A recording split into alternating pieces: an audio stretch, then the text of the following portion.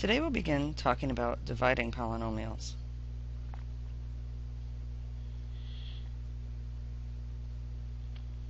So to divide polynomials, we're going to do long division like we used to do in elementary school.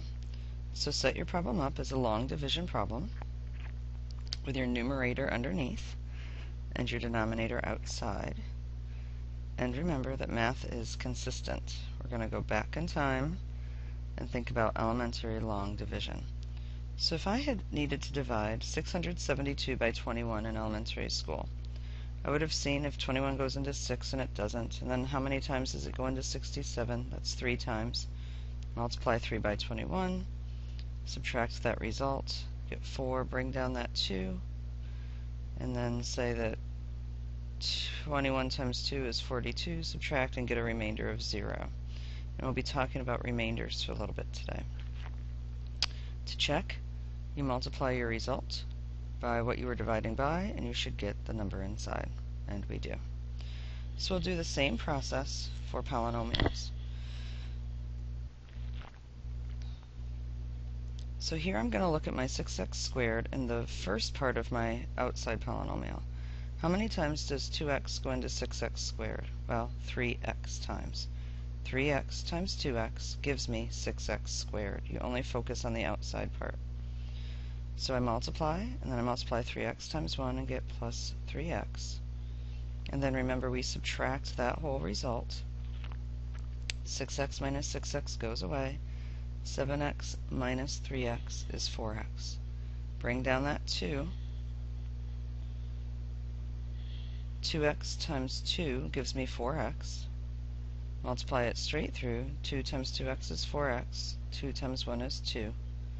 Subtract that result, and here we have a remainder of 0.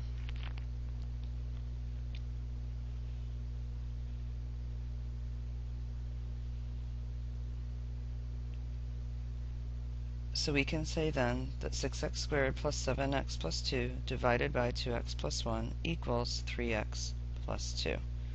That is my answer. Remainder 0 if you'd like. To check, you multiply your answer, 3x plus 2, by the number you divided by, 2x plus 1. Double distribute, and you'll get your 6x squared plus 7x plus 2 back after you combine those like terms inside. Especially with our new polynomial division, you'll always want to check. Now, some other vocab you'll need. Now we can say that 3x plus 2 is a factor of 6x squared plus 7x plus 2. In fact, it's a linear factor. They're both linear factors because they're in mx plus b form. We'll be talking a lot about linear factors as we go through our polynomial unit. Let's try another one. Here we have 4x squared plus 23x minus 16, and we're going to divide that by x plus 5. Okay, so I'm going to take 4x squared and see how many times x goes into it, and that's 4x times. 4x squared divided by x is 4x. 4x squared times x is 4x squared. 4x times 5 is 20x. Subtract. 23x minus 20x is 3x. Bring down your negative 16. Well, 3x divided by x is 3. So 3 times x is 3x. 3 times 5 is 15. Subtract. Negative 16 minus 15 is negative 31. So here I have a remainder, and you have to wonder what to do about it. We'll talk about elementary school in a minute, but right now we can say that 4x squared plus 23x minus 16 divided by x plus 5 equals 4x plus 3, remainder, negative 31. A better way to write that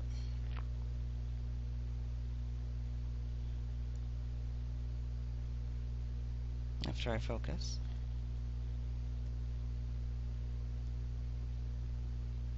is 4x plus 3 minus 31 x plus fifths. that number I was dividing by. If you're wondering where that came from, let's travel back again to elementary school.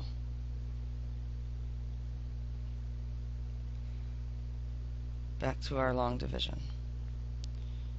So let's say I take 42 and divide it by 15. Well, 15 goes into 42 twice. 2 times 15 is 30.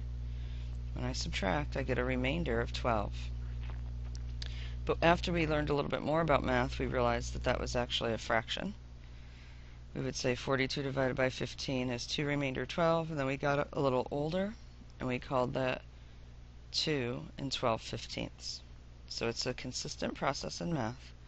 When we have a remainder, we write it as the numerator of the number we were dividing by. Math is indeed consistent.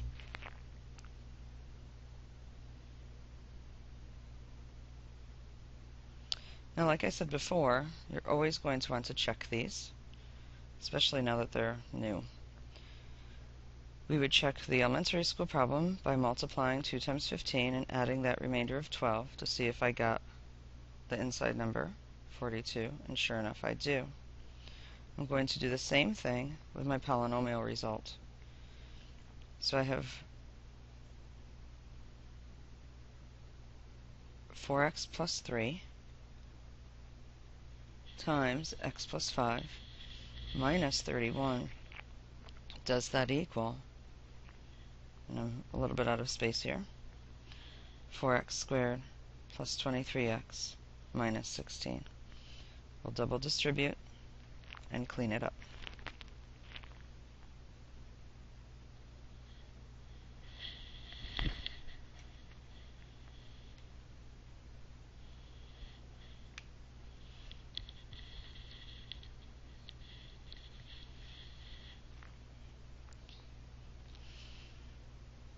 And sure enough, when I combine like terms,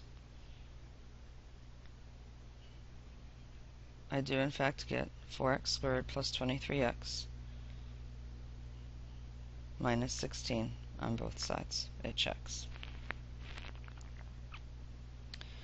Now we can ask if x plus 5 is a factor of 4x squared plus 23x minus 16. And here the answer is no, because I got a remainder. It did not divide in nicely or evenly. So when I get a remainder, the number I'm dividing by is not a factor.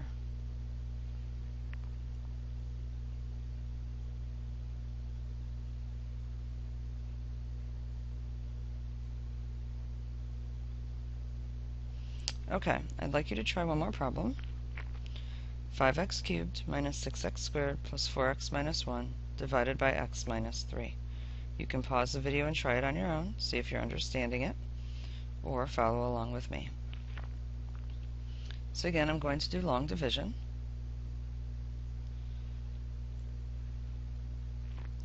I take 5x cubed and divide it by x and get 5x squared. Multiply that through 5x cubed minus 15x squared. Subtract the entire thing. Negative 6x squared minus negative 15x squared is 9x squared. Bring down the 4x.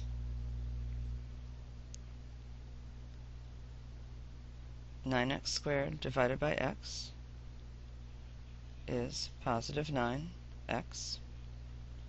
Multiply 9x times x is 9x squared. 9x times negative 3 is minus 27x. Subtract the whole thing. 4x minus a negative 27x is positive 31x. Bring down that negative 1. 31x divided by x is 31. Multiply it through. 31x minus 93. Subtract the whole thing. Negative 1 minus a negative 93 is 92.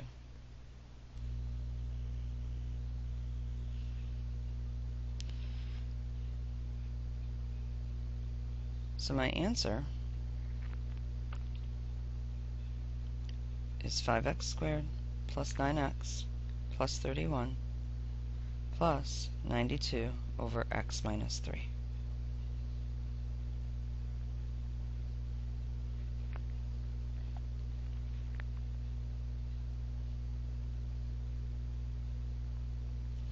We should check.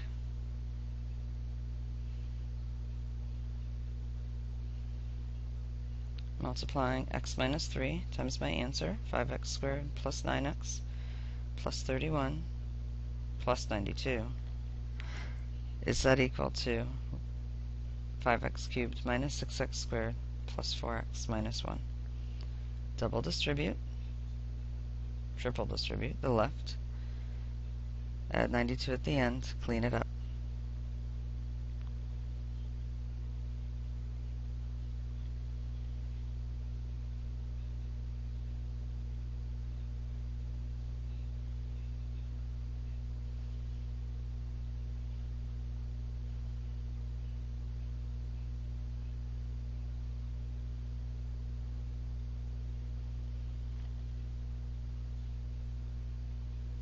So in fact, when I clean this up, I get 5x cubed minus 6x squared plus 4x minus 1.